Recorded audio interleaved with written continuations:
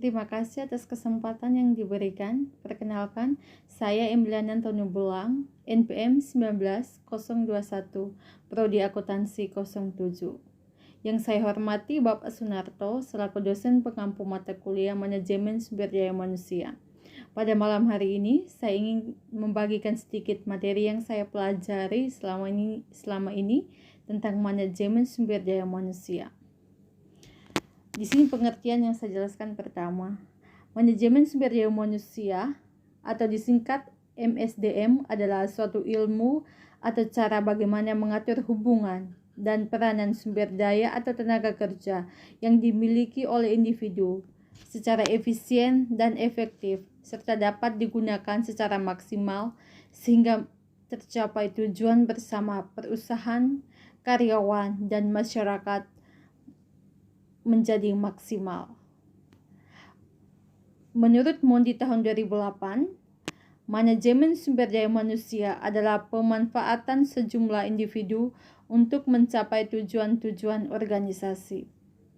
Konsekuensinya, para manajer di setiap tingkat harus melibatkan diri mereka dengan manajemen sumber daya manusia. Manajemen sumber daya manusia juga menyangkut desain dan implementasi sistem perencanaan, penyusunan karyawan, pengembangan karyawan, evaluasi kinerja, kompensasi karyawan, dan hubungan ketenaga kerjaan yang baik. Manajemen sumber daya manusia melibatkan semua keputusan dan praktek manajemen yang mempengaruhi secara langsung sumber daya manusianya. Manajemen sumber daya manusia adalah suatu proses menangani berbagai masalah pada ruang lingkup karyawan, pegawai, buruh, manajer, dan tenaga kerja lainnya untuk dapat menunjang aktivitas organisasi atau perusahaan demi mencapai tujuan yang telah ditentukan. Bagian atau unit yang biasanya mengurusi SDM adalah Departemen Sumber Daya Manusia atau dalam bahasa Inggris Human Resource Department. Tujuan-tujuan dari manajemen sumber daya manusia terdiri dari 4 tujuan. Yang pertama, tujuan organisasional, ditujukan untuk dapat mengenali keberadaan manajemen sumber daya manusia dalam memberikan kontribusi pada pencapaian efektivitas organisasi.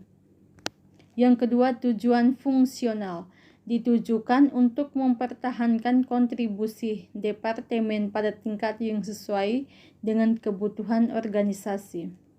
Yang ketiga, tujuan sosial, ditujukan untuk secara etis dan sosial merespon terhadap kebutuhan-kebutuhan dan tantangan-tantangan masyarakat melalui tindakan meminimasi dampak negatif terhadap organisasi.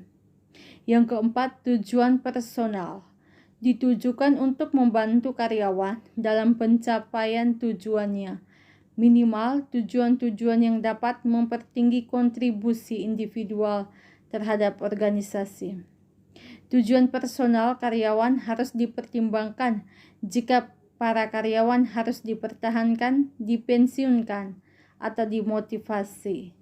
Jika tujuan personal tidak dipertimbangkan, kinerja dan kepuasan karyawan dapat menurun dan karyawan dapat meninggalkan organisasi.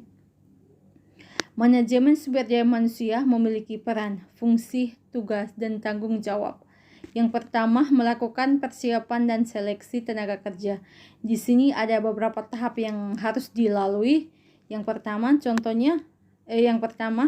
persiapan, rekrutmen tenaga kerja, seleksi tenaga kerja. Terus yang kedua, pengembangan